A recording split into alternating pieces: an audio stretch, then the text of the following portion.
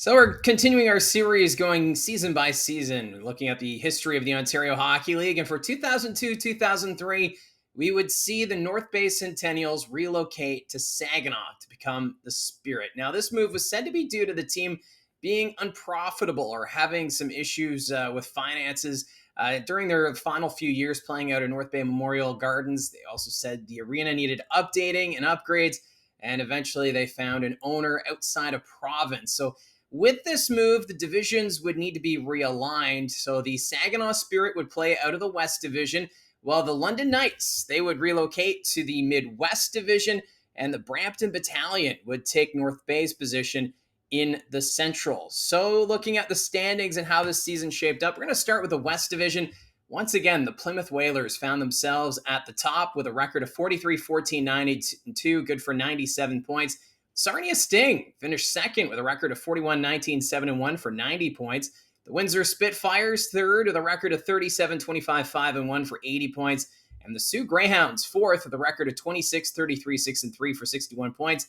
While the Saginaw Spirit in their first year in the Ontario Hockey League, they would miss the postseason with a record of 11-45-5-7 for 34 points. In the Midwest Division, the Kitchener Rangers, they were dominant. They had a record of 46-14-5-3 for 100 points. And then you look at second, the London Knights, 31-27-7-3 for 72 points. So quite the gap there between the top two teams.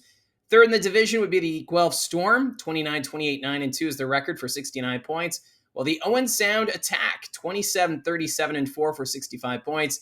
And missing the playoffs would be the Erie Otters, with a record of 24-35-6-3 for 57 points.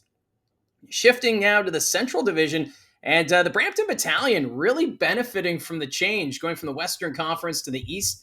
They would finish first in the division with a record of 34-24-6-4 for 78 points, 2 points better than the Toronto St. Michael's Majors, who had a record of 32-24-7-5 for 76 points. Third in the division, the Barrie Colts, 29-26-4-9 was their record for 71 points, while the Mississauga Ice Dogs making the playoffs for the first time in franchise history with a record of 23-31-11-3 for 60 points, while the Sudbury Wolves, they would miss the playoffs with a record of 16-46-4-2 for 38 points. Now over in the East Division, the Ottawa 67s, they would find themselves at the top with a record of 44-14-7-3 for 98 points. The Peterborough Petes, second, 32-22-11-3 for 78 points. While the Belleville Bulls, third in the division, 33-27-6-2 for 74 points. The Oshawa Generals, 34-32-2 is their record for 72 points. And missing the playoffs would be the Kingston Frontenacs with a record of 25-37-2-4 for 56 points. Now, at the start of the season, Don Cherry and his group would actually sell the Mississauga Ice Dogs to Joel Alben, and the team would have their best season in franchise history to this point. So a change both on and off the ice, really, going from new ownership to a team now being a little more competitive in the Ontario Hockey League. Meanwhile, the Sioux Greyhounds, they would go through another coaching change, this time Craig Hartsburg, leaving to join the Philadelphia Flyers. And former Sioux Greyhounds goaltender John Van Beesbrook would take over behind the bench. However, that was short-lived. A comment made about Captain Trevor Daley resulted in him having to resign. And not going to get into what was said or the details, is just not appropriate. And as a result, John Van Beesbrook let go as head coach. So some drama right off the hop for 2002-2003 when it came to the Sioux Greyhounds. Now, looking at your scoring leaders, Corey Locke of the Ottawa 67s had a fantastic season. 63 goals, 88 assists, 151 points. Second in scoring, also from Ottawa, is Matt Foy. 61 goals, 71 assists, 132 points. Chad LaRose of the Plymouth Whalers, he was third in scoring. 61 goals, 56 assists, 117 points. From the Sarnia Sting, Joey Tanute, he had 41 goals, 71 assists, 112 points. Kyle Wellwood of the Windsor Spitfires, 41 goals, 59 assists, 100 points. Also with 100 points was Jamie Johnson of the Oshawa Generals. He had 24 goals and 76 assists, good for that 100 points. Eric Stahl, he was seventh in scoring from the Peterborough Petes, 39 goals, 59 assists, 98 points. Eighth in scoring, Matt Stajan of the Belleville Bulls, 34 goals, 60 assists, 94 points. Chris Newbury of the Sarnia Sting was ninth with 34 goals, 58 assists, 92 points.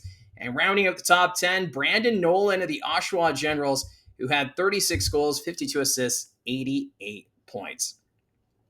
Now let's shift our focus now to the playoffs. We'll start with the Western Conference.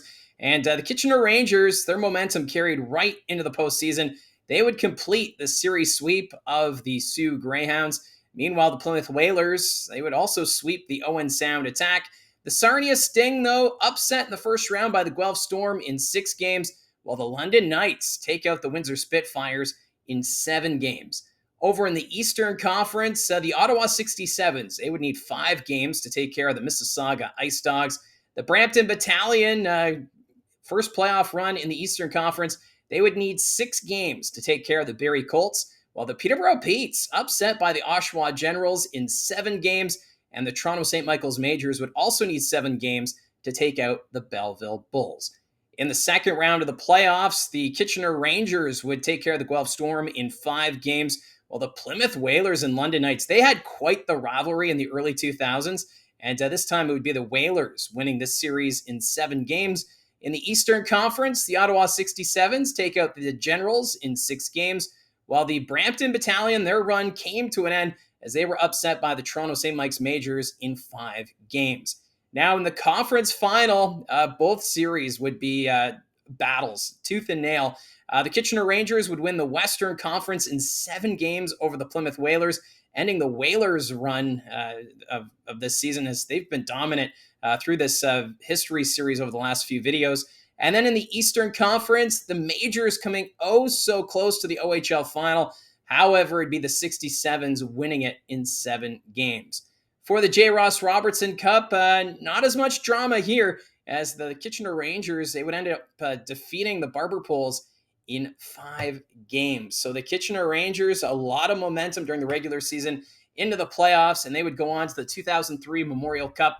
It was hosted by the Quebec Rampart, and the Rangers, they were joined by the Hull Olympique, who won the QMJHL, and the Kelowna Rockets, who are the WHL champions. Now Kitchener, this Memorial Cup, I remember watching this one. This really stands out to me.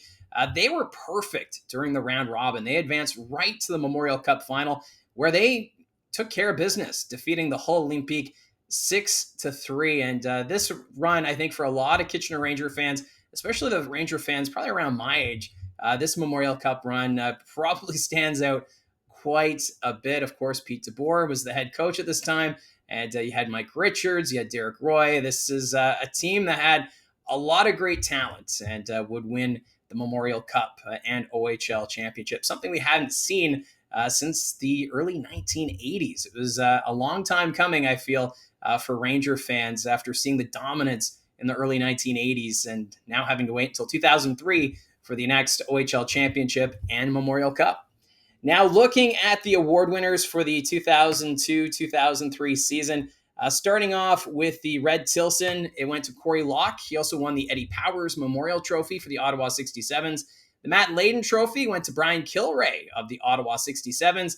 And not to be outdone, Brandon Bell, he also won the Max Kaminsky Trophy, also from the Ottawa 67. So Ottawa well represented when it came to the awards at the end of the 2002-03 season.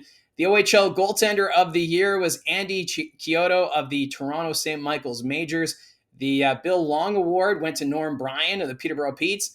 Rob Schremp of the Mississauga Ice Dogs, he won the Ems Family Award. The F.W. Dinty Moore Trophy went to Ryan Muntz of the Sarnia Sting, while the William Hanley going to Kyle Wellwood of the Windsor Spitfires. He had a fantastic year. The Leo Lalonde Memorial Trophy, Chad LaRose of the Plymouth Whalers, while Dustin Brown of the Guelph Storm won the Bobby Smith Trophy, and the Wayne Gretzky 99 Award for playoff MVP, Derek Roy of the Kitchener Rangers. What a run it was for Kitchener, and of course, the Midwest Division at this point, about to see a new team take over top spot, and I think there's going to be quite a few fans who already know what I'm talking about, as we're on the verge of some historic seasons in the Ontario Hockey League and the Canadian Hockey League. So let me know in the comments down below your thoughts on the 2002-2003 season. What stood out to you most?